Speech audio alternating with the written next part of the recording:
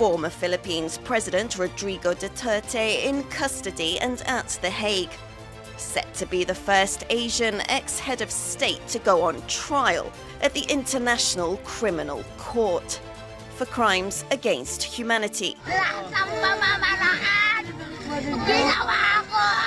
As mayor of Davao City and later as president, Duterte oversaw a years-long war on drugs. A bloody campaign that rights groups say killed as many as 30,000 people, most of them poor. At kung may baril, at kung tingin mo mamamatay ka, barilin mo sa ulo, patayin mo. Despite his bloody legacy, Duterte remains hugely popular in the Philippines. But with his ICC arrest and his daughter Sara, the vice president, fighting for her political survival, could this be the beginning of the end of the Duterte dynasty? Hello, I'm Louise Watt in the Philippines, and this is Correspondents, where we talk about the news and what's going on behind the news with reporters around the region.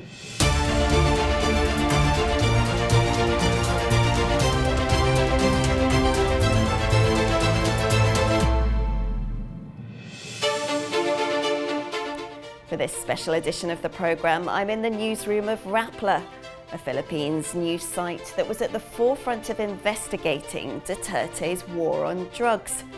With me are senior Rappler reporters Lian, Buan, Paterno, Esmaquel and Pia Ranada. Thank you for joining me on Correspondents. Let's start with the remarkable scenes that unfolded on March the 11th, when former President Duterte was arrested and transferred to The Hague on a warrant issued by the International Criminal Court, the ICC. Police were waiting for him at Manila's airport as he returned from a long weekend in Hong Kong. Lian, you were at the airport covering Duterte's arrest.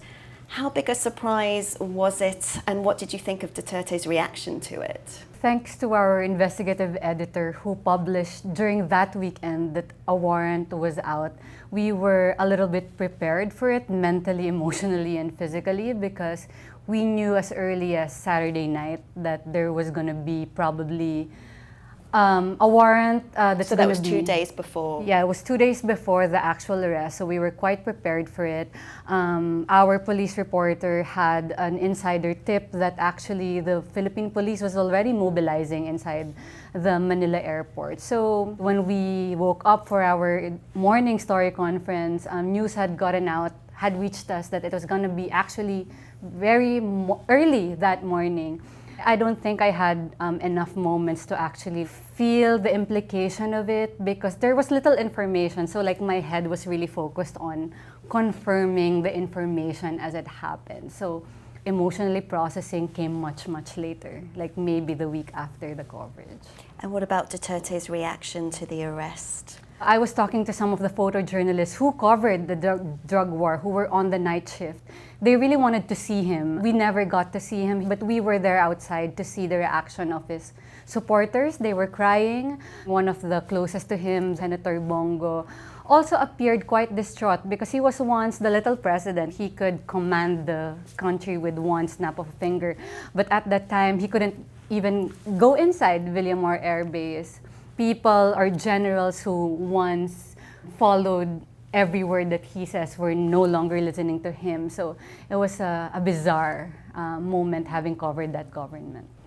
And current President Ferdinand Marcos, he initially said he wouldn't cooperate with the International Criminal Court, the ICC, but that has changed as he's fallen out with his vice president, who's Duterte's daughter, Sara Duterte. She's been impeached, including on a charge of misusing public funds.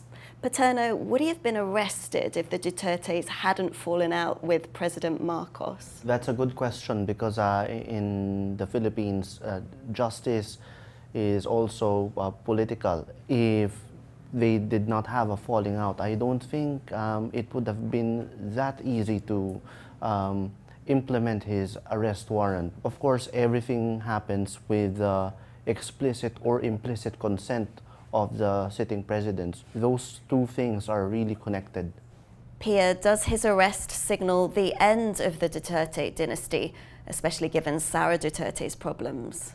I think it's not as easy to say that as one might think, because despite the scenario, what's happening now, the impeachment trial, even the ICC arrest, you can still see that their popularity is still quite high. And in fact, a lot of politicians are moving very carefully now, really treading very lightly around this issue, because they can see that there is still support somewhat, especially in the South, for this family. And of course, the South, we know of course, that, is their stronghold. yes, in Mindanao. So, in fact, if you go to Davao City now, we know that former President Rodrigo Duterte is running for mayor, and he is challenged there after a long time of not having a real challenger. He is challenged by another political dynasty, but support in his city is still quite strong.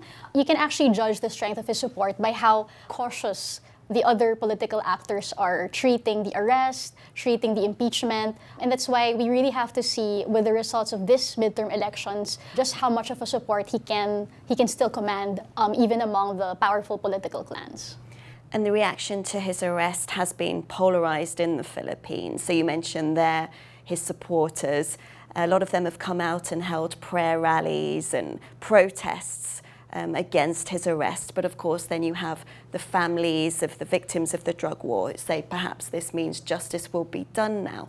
Paterno, why is Duterte still idealized by many in the Philippines?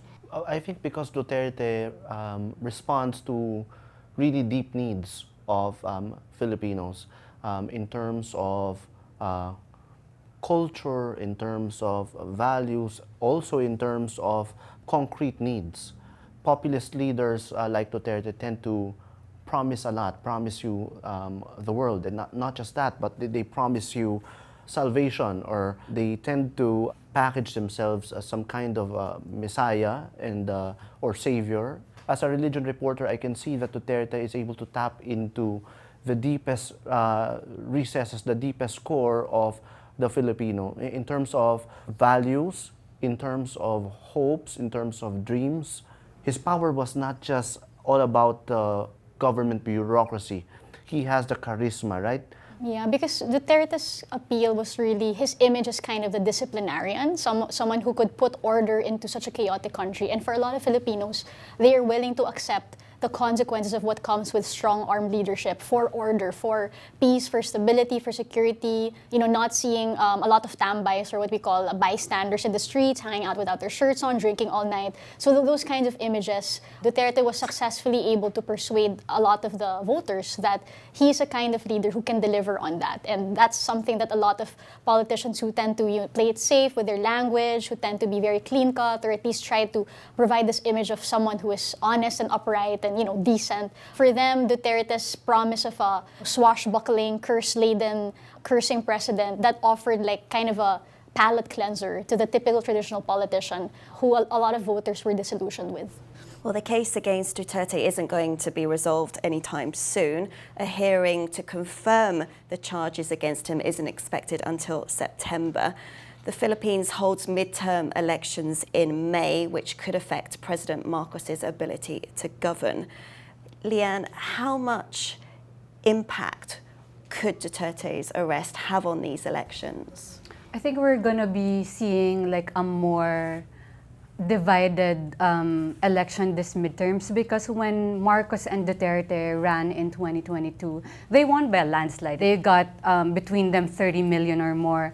But now that there's a falling out between Marcos and Duterte, we are going to see how much of the 30 million is really for Marcos and how much is for Duterte. And if it turns out that majority of the Filipinos still believe in Duterte, that 2022 win was really a Duterte win, it's going to have a lot of impact on human rights communities, the political opposition, because it's going to signal that after 6 years of a brutal war on drugs, human rights has not connected as much as they would want to Filipinos. The battle cry of the Duterte supporters after he was arrested, they're saying, okay, he killed thousands, but then he saved millions. You can see from there that the hierarchy of values that they have chosen. For them, it's okay if he killed thousands, just as long as I feel safe in my street, my daughter feels safe. And so if these midterm elections show that there's still majority support for Duterte, then it signals to the rest of the leaders that this is what we have become now. This is the values that we hold dear now.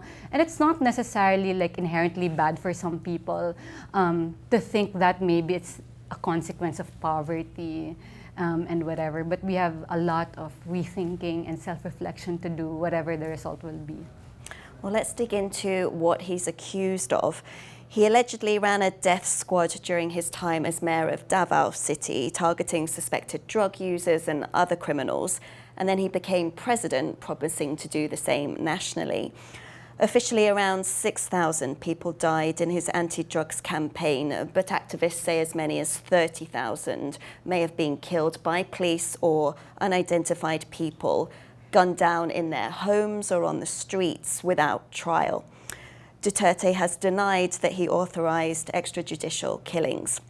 Lian, you would go to the houses of families who had lost people in the drug war. What was it like dealing with traumatized families? The local cops who had killed their family members and who had terrorized their communities were still very much active. So at the beginning of the drug war, or at least like the midterm of the presidency of Duterte, there were a lot of stories we could not publish. We would interview them, but we will not publish them just because the families do not feel secure yet, or they don't feel safe yet in voicing out their stories. I also felt that even the most veteran human rights lawyers did not know what to do. It was their first time encountering such a brutal campaign. It's like so many people dying left and right. They didn't know where to go, like who to go to, what to do. I started to feel that they were more empowered in voicing out their stories after actually they had gone to the International Criminal Court. Whatever apprehensions I have about the structure of the International Criminal Court, it is what has given comfort and a sense of safety and security for families throughout these years that neither one of us could ever give them. It was the thought that somebody out there higher than all of us could maybe take care of them in the future. And after Duterte came to power, how soon was there a sense that there was a pattern emerging here, that it wasn't just killings that you'd known before, you'd been reporting on before, but there was actually some kind of pattern going on here, Paterno? They would always say that the drug suspects fought back. The local term is Nanlaban, and we heard that term every night in the primetime news. That was when I started thinking, this couldn't be all drug suspects fighting back. How coincidental can it be that, Monday someone fought back, Tuesday someone fought back, and so on. So maybe there was a pattern. But for me, what was really disturbing was how the people reacted. The people were happy, silently happy, or explicitly happy. Many people celebrated the killings. That was You mean what made ordinary it different. Filipinos? Yes, Or ordinary government Filipinos. officials? Ordinary Filipinos, government officials, family members, friends.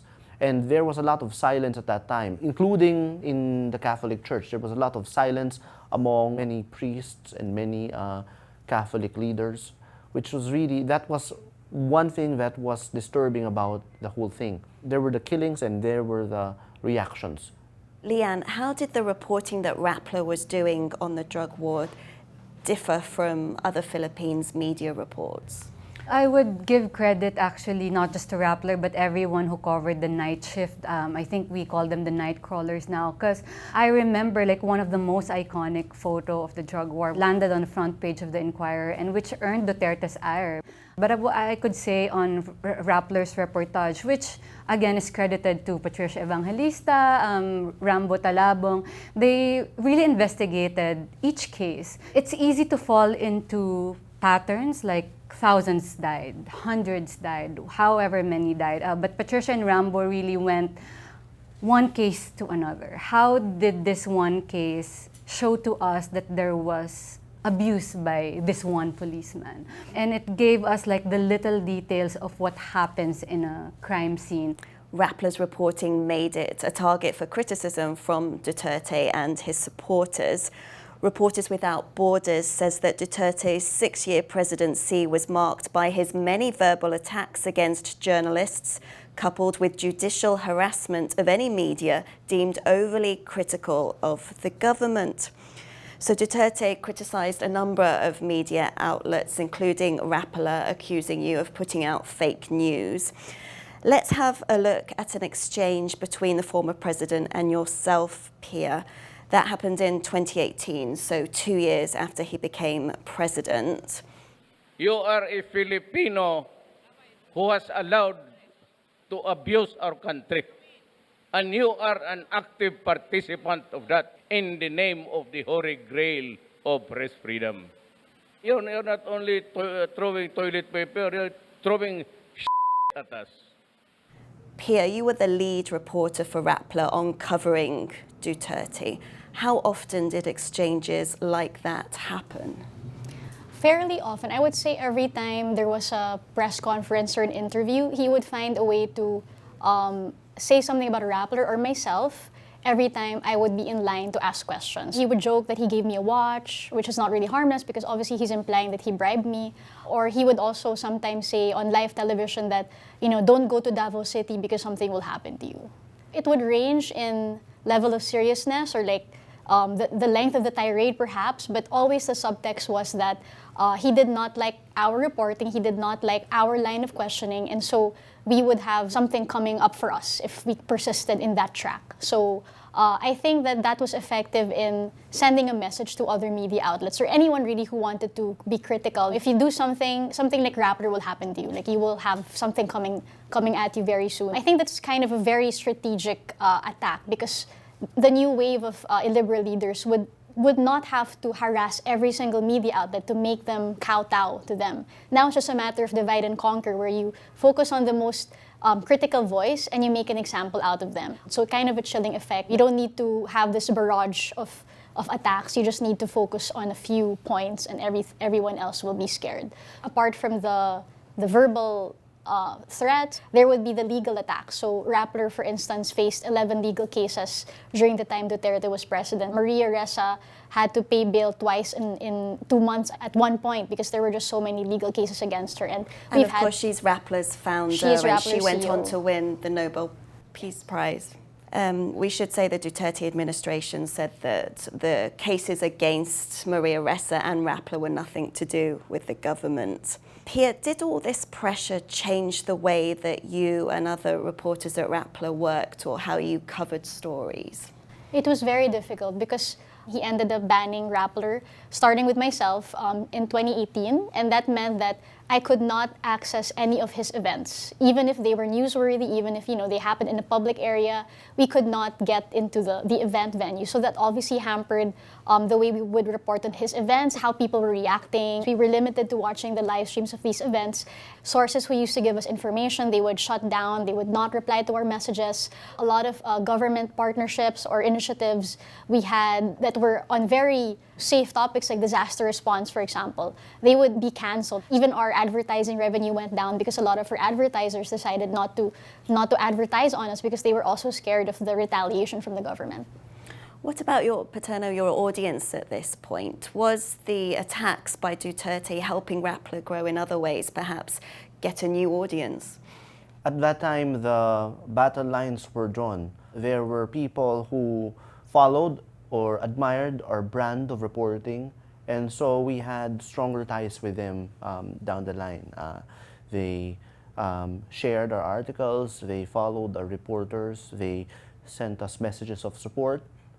There were also those who joined our crowdfunding campaigns to support our brand of reporting financially. Again, there were the explicit supporters, there were also the silent supporters. We had lots of silent supporters who just tried to send us messages and support us in different ways. So they were scared to speak out in case their peers got at them, because there was still a lot of support for the drug war, presumably. Yeah, scared not just of the government. You can be scared of your family, like how they would react to you. There's a polarizing time for the country. Politics would divide our families, our friendships, if you have friends who are Duterte supporters, you tend to be just quiet. Lian, what lessons are there in your experiences for media organizations outside of the Philippines who may be coming up against press freedom issues or harassment even against reporters? Where we lost sources, we also gained some, because the government officials who wanted to toe the Duterte line really would shut us out. But it also sent signaling to some of the sources, whether or not they're inside government or whatever, that if you have something to say, if you have a story worthy of being reported but is being concealed by this government, Rappler is where you go to, because Rappler would not think twice about taking that information and vetting it to be published. So the Justice Cluster, our team, had a lot of those kinds of tips, and they would always say that we're going to you because you're the only one who would touch this anyway. Even fellow reporters or even fellow journalists who pitch stories to their bosses and they get their pitches get rejected, they come to us. They'll say, "We're giving literally this story to you if you could, vet it yourself." So that was an opportunity. I believe I would like to say that we also seized. We also learned to be more creative with sourcing. I think that's where we got really trained on open intelligence, because when government stopped talking to you, you gotta rely on open sourcing. I think this is a good time for newsrooms to have difficult conversations with their staff about what their newsroom wants to be in this time of crisis. Like, what are our values? What do we stand for in this upheaval? And how can we fight for those values in our daily reportage? So I think it would be a good practice for newsrooms to have kind of an assembly where, they kind of take a deep breath and prepare themselves for what lies ahead, because it will be difficult. Like, I'm sure journalists of the United States are already thinking, how do they approach this new administration, this Trump 2.0, and are learning from newsrooms, even in the Philippines and other countries that have experienced strongman-like regimes. And what do you do? How do you survive? How do you thrive in crisis situations like this?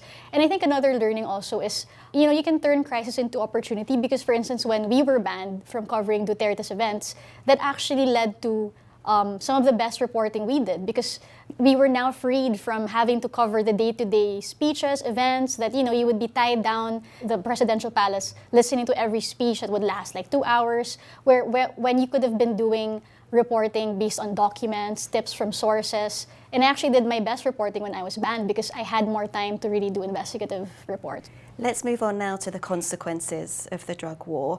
Before he came to power, former President Duterte pledged to end crime, and he framed the war on drugs as necessary to save the Philippines. In June 2022, the month Duterte's presidency ended, his Justice Chief Guevara said the war on drugs was largely successful and that people feel safer in the streets because of a visible reduction in drug-pushing incidents.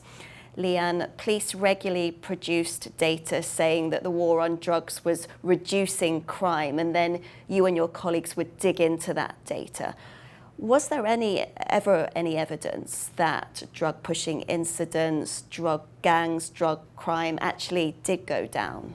Let's start with Duterte's premise that there was a drug problem, because he started the war on drugs with a bloated number. There was not that many drug addicts in the country. And over the course of reporting for 6 years, we would found really that the drug lords were not being hunted as intensely as the small drug peddlers were being hunted. The biggest flaw of the war on drugs is that it targeted the enemies of the policeman. If the drug war was a success, I would ask the former Duterte government how they're measuring it. Are they measuring it by how the way that Filipinos feel because of the public survey, exit survey of Duterte, or would we measure it by how many drug users did we rehabilitate? How many did we kill? How many people did we send to jail and now they cannot even get a weekly hearing from the courts and they've been there years? As reporters who followed this campaign closely, do you see any effects on Philippine society from the drug war? I think that the drug war, rather than change Filipinos, it surfaced maybe some some problems with our culture that have been there for a very long time. Do we truly love democracy for the freedoms? Do we appreciate human rights as human rights, or is this something we only appreciate democracy because we're able to elect a president directly, like by direct vote? Like, how do we appreciate our freedoms and the freedoms of others? So I think it really bears reflection that the Duterte president should make us feel, what are we as a country? What do we value? And how does our political system, how do we let that system manifest or embody those values? Should we change those values, and what kind of reflection should we have as a nation about where our politics is going? Are there any after effects on journalists like you and how you do your jobs? The key to any press, I think in any country, is really collaboration. Because I survived reporting on Duterte and Marcos because there was another reporter that I could rely on. If I ask and they don't answer me, I could rely on another reporter to pursue it. If I put out an investigative report that the government wants to dismiss as fake news, I could rely on my colleagues to follow up and keep the story alive. I think that's a lesson to all journalists around the world. The key to survival really is to collaborate and support fellow reporters, especially if they're not from inside your newsroom. Thank you all for talking to me today and for inviting us in to the Rappler newsroom. And thank you for watching. I'm Louise Watt, and this has been Correspondents. If you're watching us on YouTube, do subscribe to the Correspondents playlist to get the latest episodes. Join us again next time.